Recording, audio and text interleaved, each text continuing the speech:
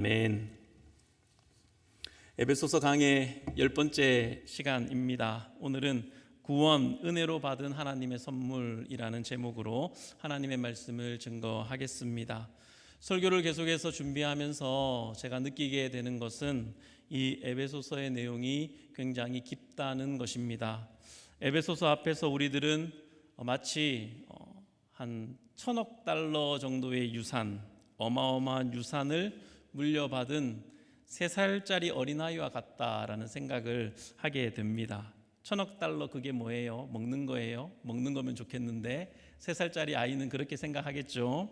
하나님께서 우리를 위해서 베푸신 은혜와 복은 마치 그것처럼 너무 큰데 우리는 이 에베소서 앞에서 그 복과 은혜를 생각할 때 마치 3살짜리 아이처럼 너무 어려서 다 그것을 누리고 살지 못하는 것 아닐까? 알지 못하고 지내는 것은 아닐까 하는 생각을 하게 됩니다. 지금까지의 내용을 잠시 1장의 내용을 복습하겠습니다. 복습하려고 제가 요약을 했는데도 너무 이 내용이 아쉬운 거예요. 그런 마음이 제게 있었습니다.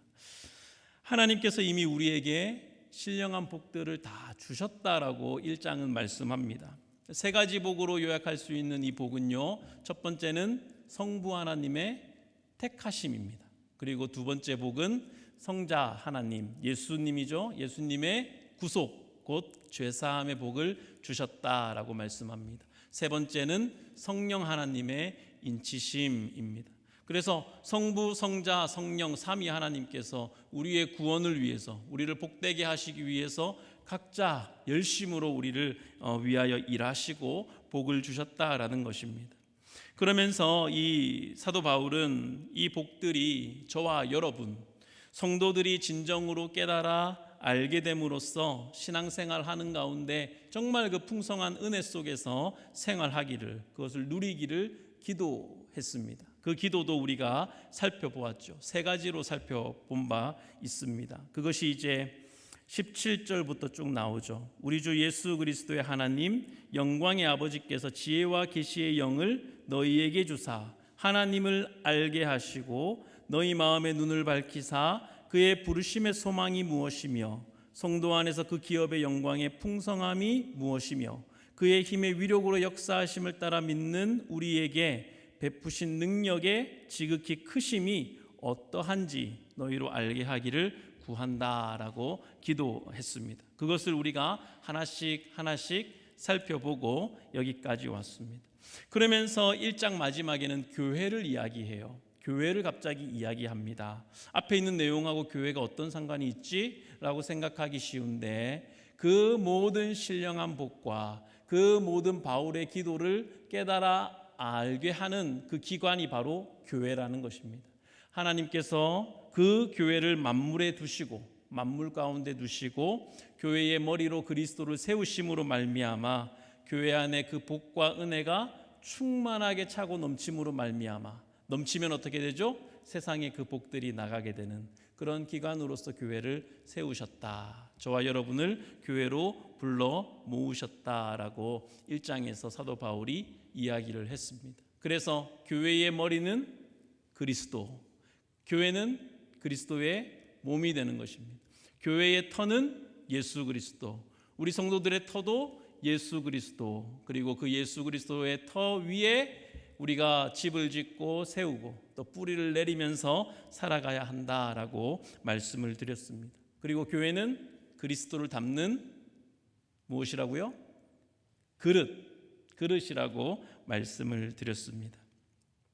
그런데 그러면서 이제 2장으로 넘어오는데 이어지는 2장의 첫 3구절은 사뭇 분위기가 좀 험악하죠.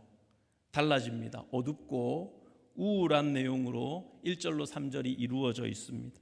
너희는 원래 허물과 죄로 죽었던 존재들이다 라고 선언하고 있어요. 이것은 1장에서 쭉 말씀하는 신령한 복을 받는 우리, 그리고 교회로 모여진 우리, 그리스도의 충만을 나타내는 우리, 이것이 원래 우리의 공로나 우리의 어떤 의가 있어서 된 것이 아니라는 것을 사도 바울이 말해주는 겁니다. 오직 하나님의 은혜로 값없이 주는 선물처럼 우리에게 구원을 베푸셨기 때문에 그렇게 되었다라고 사도 바울이 확실하게 밝히고 있는 것이 1절로 3절에 있는 말씀이에요.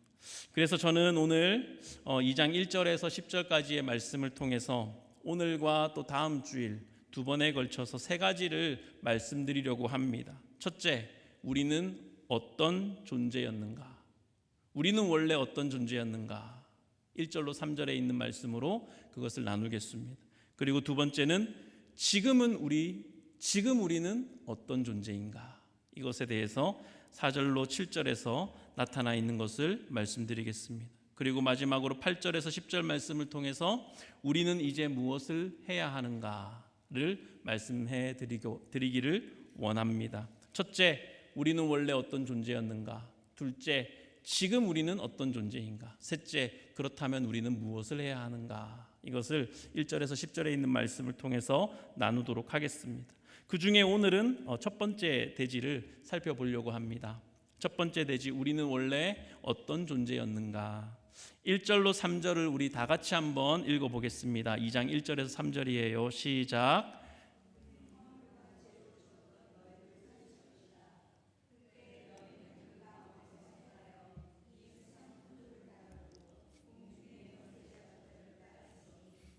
지금 불순종의 아들들 가운데서 역사하는 영이라. 전에는 우리도 다 그 가운데서 우리 육체의 욕심을 따라 지내며 마음에 원하는 것을 하여 다른 이들과 같이 본질상 진노의 자녀이었더니. 아멘. 1절을 보십시오. 그는 허물과 죄로 죽었던 너희를 살리셨도다 라고 말씀합니다. 여기 이 문장에서 강조되어야 하는 단어는 무엇일까요? 한번 생각해 보세요. 힌트를 드리자면 헬라어 원문에는 살리셨도다라는 말이 없습니다. 살리셨도다라는 말을 빼시고 허물과 죄로 죽었던 너희를 해서 강조돼야 되는 단어는 무엇이겠습니까? 죽었다라는 것입니다. 죽었다. 많은 대표 기도자들이 기도할 때 죄와 허물로 죽을 뻔했던 우리를 구원해 주시고 이렇게 기도하는데 그게 아니죠. 죽을 뻔한 것이 아니라 죽었더니 맞습니다. 병들어가거나 죽어가거나 재수가 없는 나를 당하거나 이것이 아니라 너는 죽었다. 너는 죽은 존재였다라는 것이에요. 허물과 죄로 죽었다는 것은 하나님과의 관계가 완전히 끊겨졌다라는 것을 의미합니다. 여기 허물과 죄 이 두 가지 단어를 쓰고 있는데 미묘한 차이는 있지만 같은 의미입니다. 허물은 잘못된 행위를 뜻하는 것이고 죄는 근본적으로 하나님과의 관계에서 단절된 기준에서 벗어난 상태를 의미하는 것입니다. 이 두 단어를 한꺼번에 씀으로 말미암아 사도 바울은 인간이 하나님께로부터 얼마나 완전하게 단절되어 있는지, 끊겨져 있는지를 강조하기 위해서 두 단어를 함께 쓰고 있는 것입니다. 허물과 죄로 죽었다는 것은 하나님과의 관계가 끊어졌다는 것이고, 죽은 상태는 아무것도 할 수 없는 것이죠. 아무것도 할 수 없는 상태이므로 스스로 자신을 구원할 만한 그 어떤 일도 할 수 없는 무능력한, 전적으로 타락하고 부패한 상태인 것을 말씀하고 있는 것입니다. 그리고 여기에는 단 한 사람도 예외가 없는 것입니다. 모든 사람이 다 죽었다라고 말씀합니다. 2절을 보시면 그때의 너희는 이라고 말씀하죠.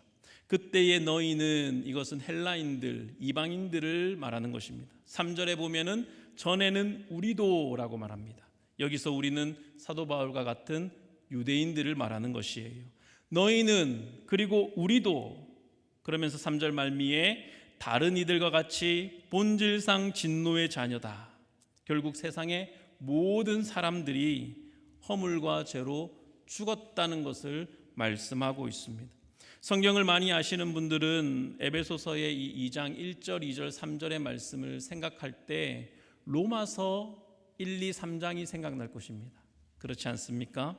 로마서의 첫 세 장이 자연스럽게 생각날 거예요. 의인은 없나니 하나도 없으며 라고 선언하지 않습니까?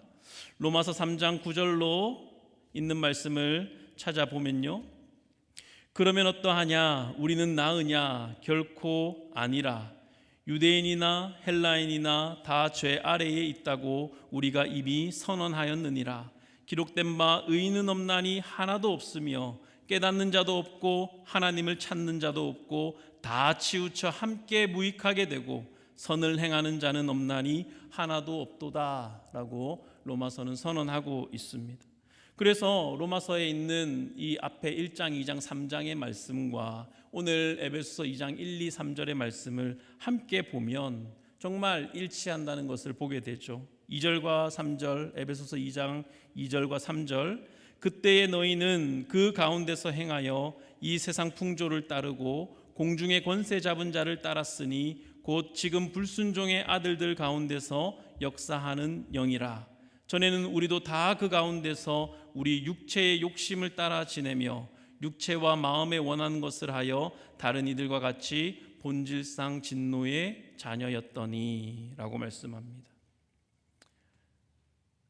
믿지 않는 사람들은 이렇게 반문할지도 모릅니다. 죽었다니요, 지금 이렇게 멀쩡하게 내가 살아있는데요 라고 반문할 수 있을지 모릅니다. 살아있을 뿐 아니라 활력이 넘치는 걸요, 이렇게 반문할 거예요. 밝은 성격을 가진 비그리스도인들은 소심하고 자신감 없는 성격의 그리스도인을 비웃을 겁니다. 운동선수와 같은 건강한 육체를 가진 비그리스도인은 병약하고 허약한 그리스도인을 비웃을 거예요. 명석하고 탁월한 두뇌를 가진 비그리스도인은 우둔하고 무지한 보잘것없는 그리스도인을 얕보거나 깔볼 것입니다. 누가 누굴 보고 죽었다고 하는 거냐라고 이야기할지도 모릅니다. 그러지 않겠습니까? 성격도 신체도 머리도 다 중요합니다. 그렇죠?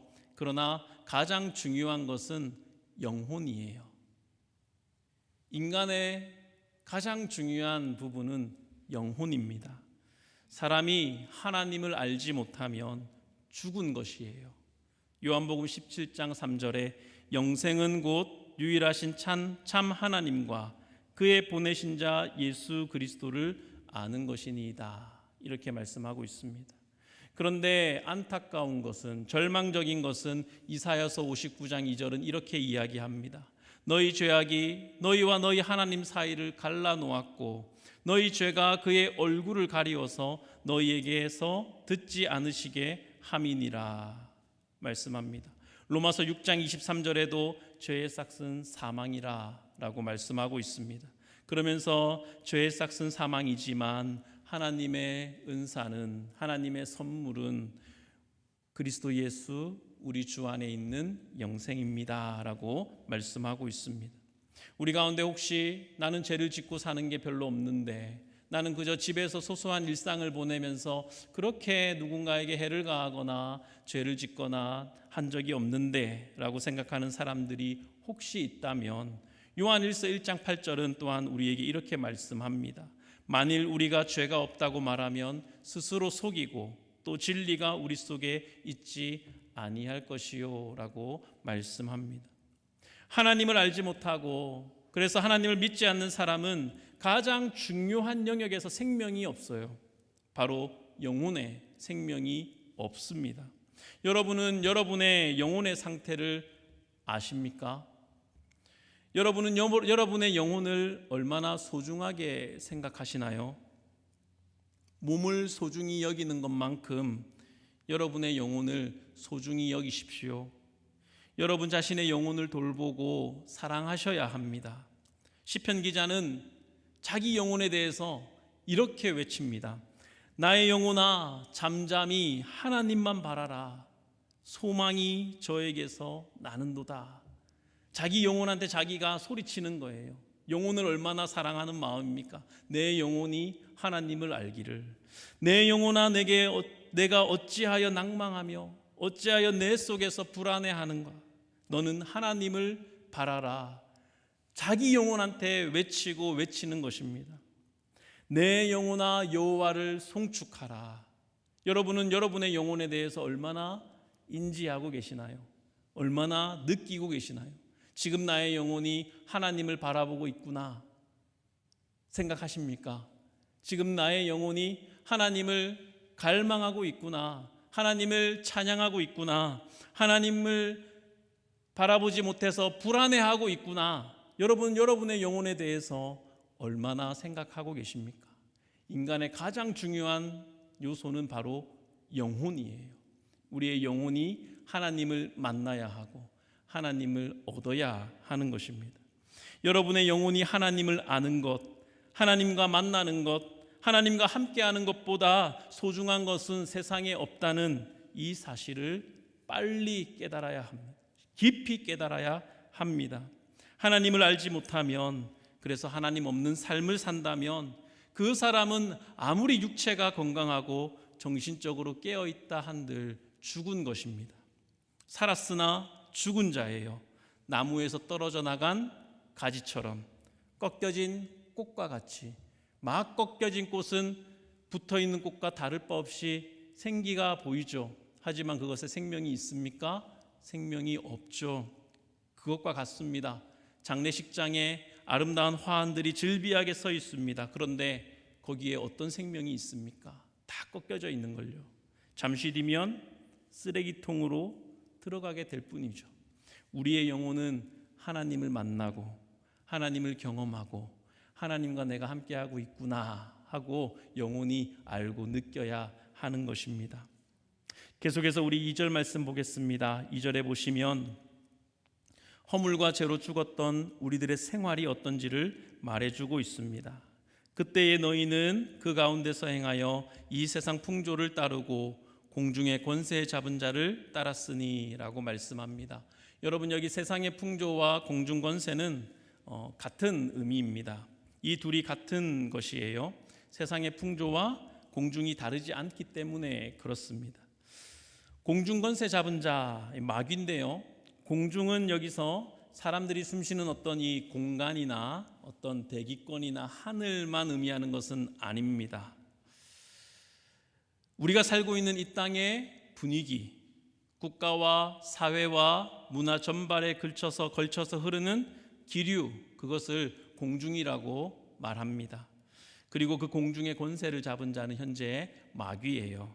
그가 권세를 잡았다는 것은 하나님을 대적하는 마귀가 세상의 풍조와 사상을 형성하고 조성하고 있는데 통치권과 영향력을 발휘하고 있다는 의미입니다. 그리고 많은 사람들, 심지어는 교회 안에 있는 신자들도 그 영향력 아래서 마귀에게 자기의 가치관을 교육받고 조종당하고 있다는 것입니다. 광고나 SNS나 문학, 영화, 유튜브 동영상, 이런 다양한 매체들을 통해서 자기도 모르게 그 세상 풍조, 공중 권세 잡은 자에게 교육받고 조종당하게 됩니다. 오늘날 공중 권세 잡은 자, 마귀가 주도하는 세상의 풍조가 어떠한지 몇 가지 말씀을 드리려고 합니다. 이 강력한 이 세상 풍조의 교육 앞에서 오늘날 교회와 성도가 얼마나 무력한지 모릅니다. 저도 이것을 어떻게 변혁하고 개혁시킬 수 있을까 참 많은 고민을 하고 또 함께 이렇게 생각을 하는데요. 세상 풍조 몇 가지를 우리가 살펴보고 그 세상 풍조에 대해서 성경은 과연 뭐라고 말하는지 대조해서 살펴보기를 원합니다. 그리고 여러분께서 세상이 말하는 바와 성경이 말하는 바를 보시면서 나는 과연 어느 쪽에 있는지를 한번 생각해 보시기를 바랍니다. 이 내용은 제가 좋아하는 이정규 목사님이라는 목사님의 블로그에서 가지고 왔습니다. 우리 자녀들도 이것만큼은 좀 주의 깊게 잘 보면 좋겠습니다. 해나도, 영은이도, 은율이도, 주은이도, 데니얼도, 켈럽도, 여기 있는 우리 자녀들 한번 주의 깊게 한번 보십시오. 첫 번째는 정체성이에요. 나의 정체성. 세상은 정체성에 대해서 이렇게 이야기합니다. 나의 정체성은 누가 정해주는 것이 아니라 내가 정한다라요. 그런데 반면에 성경은 이렇게 말합니다. 우리는 창조되었고 부르심을 받았다. 우리 모두는 하나님의 형상이고 하나님의 사랑받는 자녀들이기에 의미와 가치가 있는 존재이다라는 거예요. 이 둘의 차이는 그것입니다. 내가 나의 정체성을 규정할 때 나는 의미 있고 가치가 있어 라고 세상은 가르친다는 거예요. 하지만 성경은 그렇지 않다. 하나님의 사랑받는 자녀로 부름받았기에 의미가 있고 가치가 있는 거야 라고 가르친다는 것입니다. 두 번째, 진리입니다. 진리에 대해서 오늘날 세상은 이렇게 말합니다. 모든 사람이 다 동의할 수 있는 절대적인 진리는 없다. 따라서 특정 진리를 주장하며 다른 사상을 틀렸다고 주장하는 것은 관용의 정신에 위배된다. 반면에 성경은 이렇게 말합니다. 절대적인 진리가 있다. 그런데 인간은 스스로 그 진리에 도달할 수 없다. 그래서 그 진리가 하늘에서 내려왔다. 은혜로 다가온 진리를 인간이 믿기에 인간은 관용할 수 있다라고 말합니다. 은혜로 그 진리를 받았기에 서로가 서로에 대해서 관용을 베풀 수 있다라고 말합니다. 세상의 가치관, 진리에 대한 생각과 성경의 생각은 정말 다르죠. 또다시 한 번 더 보겠습니다. 고통에 대해서입니다. 세상은 고통은 무의미한 것이며 따라서 없으면 없을수록 좋다고 말합니다. 반면에 성경은 고통에 대해서 이렇게 말해요. 복음의 은혜는 우리로 하여금 고통에 인내하게 하고 고통을 맞서게 하며 이것은 우리를 성장시킨다라고 이야기를 합니다. 얼마나 많은 현대인들이 고통은 무의미한 것, 고통은 절대로 일어나서는 안 되는 일이라고 생각하며 살아갑니까? 우리 믿는 신자들도 고통에 대해서 그렇게 생각하는 경향으로 가고 있습니다. 그래서 고통이나 고난을 당할 때 하나님이 없다 그러고 하나님을 원망하고 슬퍼하게 되죠. 하지만 성경은 욥의 인내를 배우라라고 말씀하고 욥의 인내 통해서 고통에 대해서 복음의 은혜는 우리로 하여금 고통을 인내하게 하고 고통에 맞서게 하며 우리를 성장시키는 동력이 된다라고 가르쳐 주고 있습니다. 문제를 해결하는 방법에 대해서 세상은 어떻게 말합니까? 기술과 과학은 모든 문제를 해결해 왔고 앞으로도 그럴 것이다. 이렇게 말하는 반면에 성경은 이렇게 말하죠. 기술과 과학은 하나님의 은혜의 일부에 불과하다. 우리는 더 깊고 특별한 방식의 기술이 필요한데 그것은 하나님과의 만남, 하나님과의 교제이다 라고 말하고 있습니다. 역사에 대해서 세상은 이렇게 말합니다. 역사가 흐를수록 인간은 진보하고 종교는 퇴보하며 사회는 더 나아진다. 그러나 성경은 이렇게 말하죠. 역사 가운데 인간의 노력들은 인간을 개선시키지만 근본적으로 변화시키지 못한다. 인간의 내면의 이기적인 자기 중심성은 끊임없이 인류의 파멸을 반복해서 가져왔다. 우리는 더 나아지는 것이 아니라 우리는 구원이 필요한 존재다라고 성경은 가르쳐주고 있습니다. 세상은 세상의 문제에 대해서 이렇게 이야기합니다. 세상의 문제는 그들이다. 세상의 문제는 너다라고 말하지만 성경은 세상의 문제는 나다. 세상의 문제는 나야라고 말해 주죠. 세상은 행복에 대해서 행복은 고통이 적은 상태를 뜻하며 미래의 안락함이라고 말하는 반면에 성경은 행복에 대해서 우리를 창조하신 분으로부터의 사랑과 인정의 관계에서 오는 것이 참된 행복이며 교회로부터 우리에게 베풀어진다라고 이야기를 합니다. 여러분, 세상이 말하는 가치관을 한데 모아볼까요? 한데 가운데 모아놓고 들여다보시기 바랍니다. 나의 정체성은 내가 정한다. 절대 진리는 없다. 고통은 무의미하며 없을수록 좋다. 기술과 과학은 모든 문제를 해결할 것이다. 역사적으로 인간은 진보하며 사회는 나아진다. 세상의 문제는 그들이다. 행복은 고통이 적은 것이며 미래가 안락한 것이다. 이런 가치관을 사는 사람들이 모여서 공동체를 이루면 그 공동체는 어떤 모습이 될지 한번 생각해 보시기 바랍니다. 이기적인 자기 중심성이 강해지겠죠. 타인과의 유대 연합은 줄어들 것입니다. 정체성의 근간이 자기 자신에게 있기 때문에 인간은 흔들리는 갈대라고 하는데요. 그 정체성이 맨날 흔들리고 불안을 겪지 않겠습니까? 고민할 것입니다. 도덕적인 기준이 무너질 거예요. 절대 진리가 없으니까요. 내가 내 기준에 옳은 대로 행동하고 살아가니까요. 서로 간의 갈등이 심해지겠죠. 쾌락과 안락만을 추구하게 될 것이고 연약한 자들에 대한 무감각함이 더 커지게 될 것입니다. 타인을 혐오하고 증오하며 책임을 전가하는 사회가 될 것입니다. 세상의 문제는 그들이니까요. 우리가 경험하는 정치, 문화, 사회, 지금 우리가 경험하는 이 정치적인 모습, 사회적인 모습, 문화적인 모습이 점차 그렇게 되어가고 있지 않습니까? 우리가 그것을 경험하고 있지 않나요? 한국에서 들려오는 사회 참상들, 모습들, 정치 모습들 보면 정말 그렇게 되어가고 있는 것을 우리는 보고 있습니다. 이것이 바로 3절에 있는 말씀일 것입니다. 2장 3절, 전에는 우리도 다 그 가운데서 우리 육체의 욕심을 따라 지내며 육체와 마음에 원하는 것을 하여 다른 이들과 같이 본질상 진노의 자녀들이었다. 본질상 진노의 자녀였더니, 여기 보시면 충격적인 단어가 있습니다. 그것은 바로 본질상이라는 거예요. 본질상. 원래 저와 여러분은 본질상 진노의 자녀였다는 사실입니다. 본질상이라는 말은 모든 인간이 행위나 외부의 영향의 자극 때문이 아니라 태어날 때부터 죄된 본성을 가지고 태어났다는 것을 의미합니다. 이 말씀은 모든 인간은 죄를 짓기에, 죄를 짓는 죄인이기 이전에 죄인으로서 태어났다라는 것을 말합니다. 그 결과 하나님의 진노 아래에 있다는 의미예요. 진노하시는 하나님, 벌 주시는 하나님, 심판하시는 하나님, 하나님의 이 이미지를 현대인들은 불편해하고 외면하죠. 싫어합니다.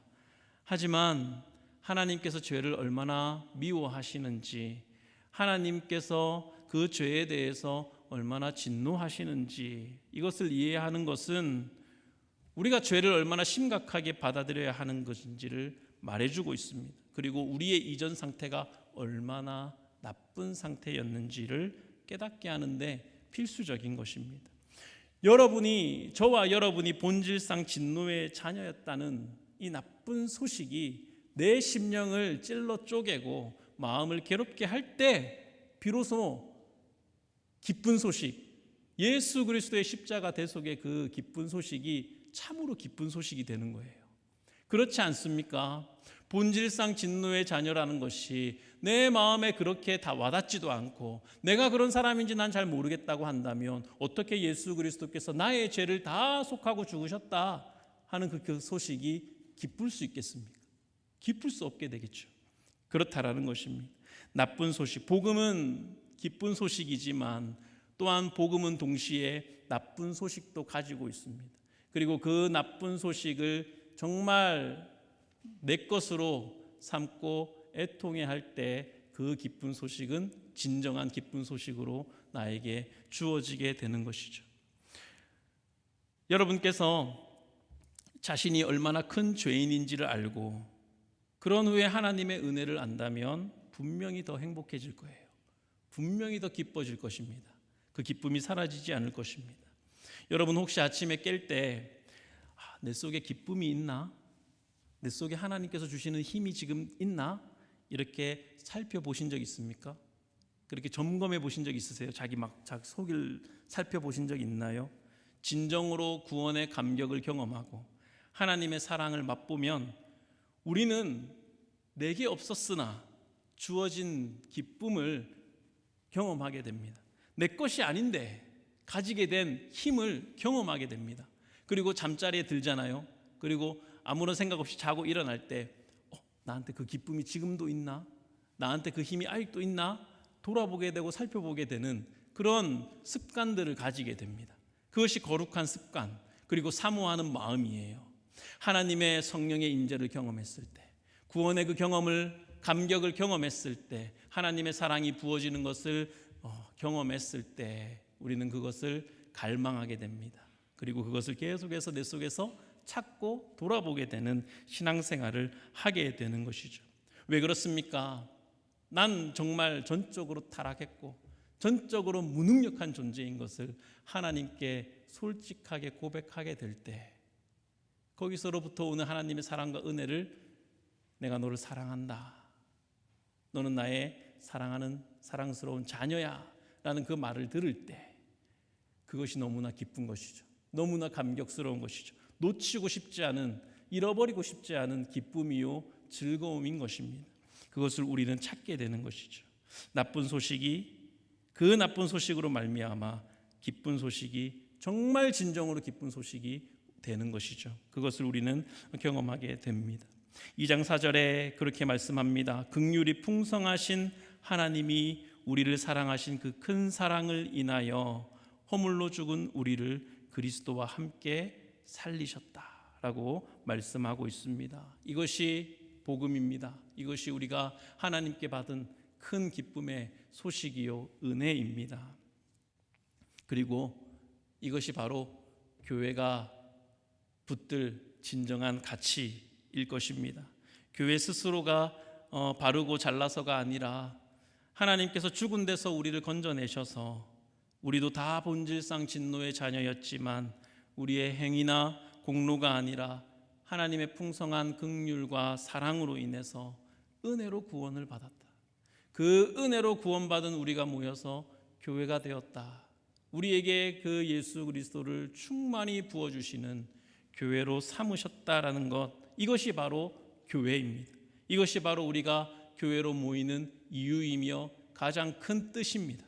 이것을 우리가 꼭 기억할 수 있기를 원합니다. 하나님께서 우리에게 뭔가 받아내시려고 우리를 구원하신 것이 아니라 오직 그분의 큰 사랑으로 용서가 필요한 자에게 용서를 주시고 구원이 필요한 우리를 구원해 주셨습니다. 누구를 통해서요? 예수 그리스도를 통해서요. 우리 에베소서 한 장 더 넘기셔서 4장 13절을 한번 볼까요? 4장 13절에서 16절은 이렇게 말씀합니다. 교회를 두고 하는 말씀이에요.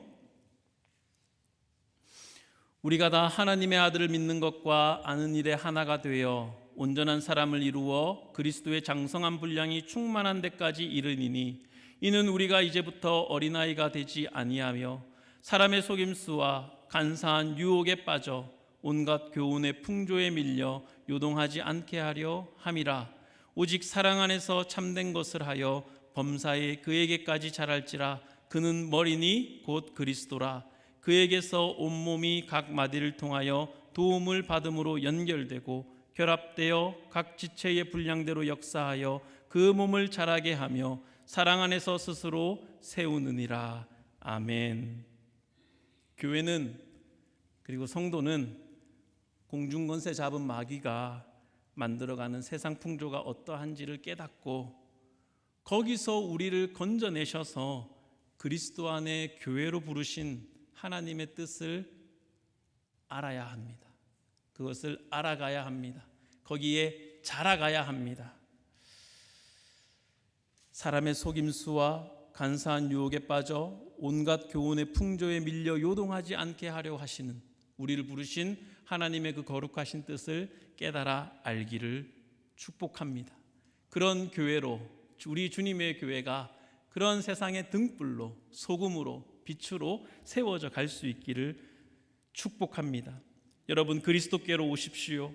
여러분께서 그리스도 안에 있음을 날마다 확신하시고 그 믿음 가운데 거하시기를 바랍니다. 사람의 속임수, 간사한 유혹, 세상 풍조에 휩쓸리게 되는 모든 습관과 행실을 벗어버리기를 주님의 이름으로 축원합니다.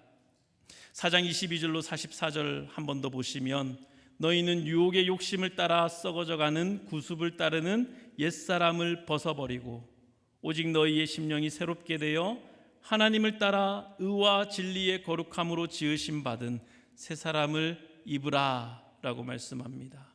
이 새 사람을 날마다 입는 은혜가 우리 주님의 교회 모든 성도들 가운데 풍성하게 임하기를 주님